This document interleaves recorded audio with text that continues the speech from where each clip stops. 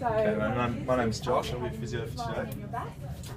So I understand that you've been having a few issues with your pelvic floor muscles, along with your osteoporosis, but what we're going to do today is just try and get you to activate the transverse abdominis, we should call it TA for short, and what this does, it acts as sort of a belt around your body, sort of like a corset, which helps stabilize your back and acts to help your pelvic floor muscles so that they can function more efficiently. So if it's alright, I'd just like you to lift your shirt and I'm just going to palpate your stomach. Is that okay with you? Yep. Cool. Okay.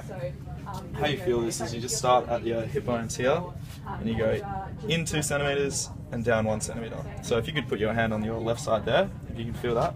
Now what I want you to do, just so you can get the general idea of this muscle contracting, is just give me a quick cough. Yeah, there you go. Did you feel the muscle bulge up under there? Yep. Yeah, okay. So the way we're going to try and get this to activate without the abs and everything else that moves in a cough is with you just imagining like you go to the beach and it's still winter and it's really cold and you suck in your stomach because it's just the reaction that you have. So I want you to just imagine scooping up out of your stomach. So when I say go, I'd like you to do that. So ready, set, go. We just want to... Yeah, that was really good. That was really good, but you're still sort of contracting your upper abdominals, and I want you to sort of isolate. I want you to try and isolate the contraction to just the point where that you felt when you coughed. Okay? Yeah. So ready, set, go. Oh, Yeah, that was much better. Could you feel how that was there and nothing in your abs? That was great. Okay.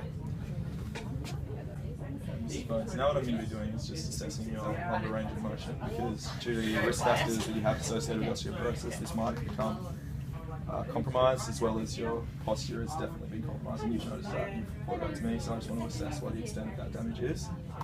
So what I'm going to get you to do is just to stand up, and then we're going to go through a range of motions forwards, backwards, and to each side. We'll be using the camera and the video as an outcome measure. So why don't you stand up right now, would be great, yeah. And if you could just lift up your shirt and maintain it in a way so that it exposes your lumbar spine. There you go. Now I'm going to be holding your hips, is that okay? Yeah. Cool. Now I want you to just keep your thoracic spine in the middle part of your spine straight and just go forward as far as you can. I'm just going to be holding your hips straight. Yeah. And when you reach the end, as far as you can, just let me know. Okay. Now back to the middle, that's great. So firstly what I'm going to be doing... Okay, now I want you to do the same thing backwards, but I want you to have your hands on your hips. That's all right. To remember all that, I know it's Hands on your hips and do the same thing backwards. I'm going to be supporting you, so it's all right. There you go. Just looking at that angle. That's great. That's far. Great. Now back to the middle. Do you have any pain while you're doing any of this? Okay, so if you could just face the back wall there. I want you to hold your hands by your side and just slide to the right down as far as you can. That's great. I'm going to be stabilising your hips again. That's the end. That's great. Now I want you to just do the same thing the other way. That's it.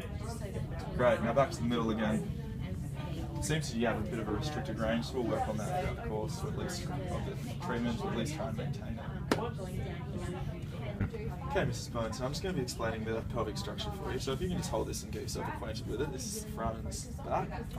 As you can see, there's muscles in there, they're the pelvic floor muscles, and they actually support all the organs above it, and also act to contract to close off the 3 passages in your pelvis and relax to open them. So these 3 passages you can see are the vaginal passage in the middle, the urethra at the front, and the rectal passage at the back.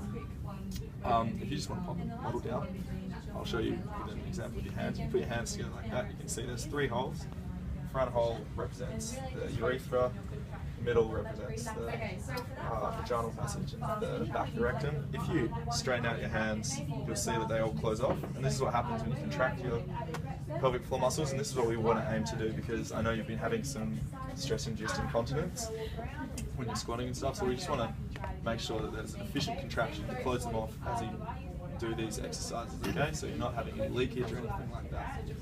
We're going to do some exercises for that later, but I just want to get the general idea across now. For the second part, you've actually been voiding quite efficiently during the day 7 times, which is how I want you to be doing. But you've been voiding 2 to 3 times per night, which is not good. So the things we can do to address this, get this down to 0 or 1, preferably 0, would be increasing your water intake and decreasing your caffeinated tea drink intake. So you've been having 2 coffees and 2 teas a day and only 1 litre of water. I'd like you to just have 2 litres of water and 1 coffee a day. And this would actually put less stress on your bladder and pelvic floor muscles to relax and contract to void 7 times during the day, and also 2 hours before you go to bed. I don't want you to have any more fluids because this could cause you to get up in the middle of the night and void. Okay, and the last thing that I've noticed you've been doing is that your stool has been a 1 or a 2 on the Bristol stool scale, and I'd like you to get that in between a range of a 3 and a 4. So things you can do is, I notice you've been skipping lunch some days, and what I'd like you to do is just have a higher fibre lunch, and that goes for across all meals. Increase the fibre that you've been taking in, so maybe more vegetables at night when you have meat and vegetables, more so of the vegetable side instead of meat. And with breakfast, add like a higher fibre breakfast cereal. At lunch, potentially have more fruits or whole grain bread, anything with a bit more fibre, because then that'll help you get up and it'll be a lot more comfortable. Great. Okay, now the last thing I want you to do is just to sit in a squatty potty position. Now what this involves is getting something to put under your leg, under your feet, so that your knees are higher than your pelvis and your rectum, and this will actually put less stress when you're voiding on the pelvic muscles, so that they won't have to work so hard, and that they'll be more efficient at completely voiding your lower intestine and rectal passage. And we want to be. So, Mrs. Bryant, as I said earlier, I'm just going to be teaching you an exercise to help strengthen your pelvic floor. So all of that stuff that I told you before about stopping the incontinence while you squat and the bowel movements will actually improve, okay? So there's 3 types of contractions. It's either a fast on-off, a endurance hold, or just a maximum on all the way down to relaxation. And this last one, the on-off, is very important to us because while you're exercising, this is the sort of contraction that you need to stop the incontinence and the leakage, okay? So from our objective assessment with the real-time ultrasound, do you remember doing that and contracting your pelvic floor? We've discovered that the maximum you can do of this particular contraction before reaching exertion is 4. So what I'm going to get you to do is perform that same movement, so like you're stopping a wee midstream, and I'm going to get you to do that for 4 times, 3 sets a day. 3 sets of 4, 3 times a day, I mean. Sorry. And that's going to help to improve the pelvic floor muscles and do exactly what I said before. Then after you've become comfortable in this position, because it's the easiest position for you to do it because it's got no effect of gravity or any of the bowels pressing down upon it, I'm going to get you to do it in sitting and then progress to standing. And once we can do all of those, then you'll be seeing a lot more benefits and you'll be able to get back to your classes, which I know you love. So if you just want to practice with me now, doing 4, just stopping your wing as quickly as you can, yeah, all the way on and then all the way off, okay?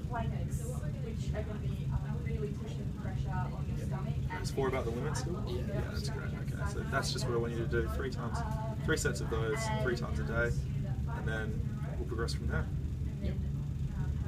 The last thing I'm going to be teaching you is an exercise to combat the bone mineral density that you've lost through osteoporosis and at least maintain it, hopefully gain some of it back. The best way to do this, especially in older women, is through high intensity, low rep exercises, and due to your history of falls and your want to get back into the garden and walking around, as well as a slight decrease in muscle mass for the lower extremities, I'm going to be focusing mainly on your lower limbs. So what I'm going to get you to do is put a large weight, so about 80% of your maximum, which I've already tested with you, and we've discovered that 2 kilos is 80% of your maximum weight. So what I'm going to get you to do is just place it on your foot, and I'm going to want you to extend it. Once I've velcroed it on, which I won't do now, but once I've velcroed it on, I just want you to extend your leg up as best as you can with the weight. Yeah, so we'll just run it through now easily so you know. This is for home. Okay, so I want you to do 5 reps of that 3 times. And then hopefully when you come back in, we'll reassess and see how you're going. Is that all right?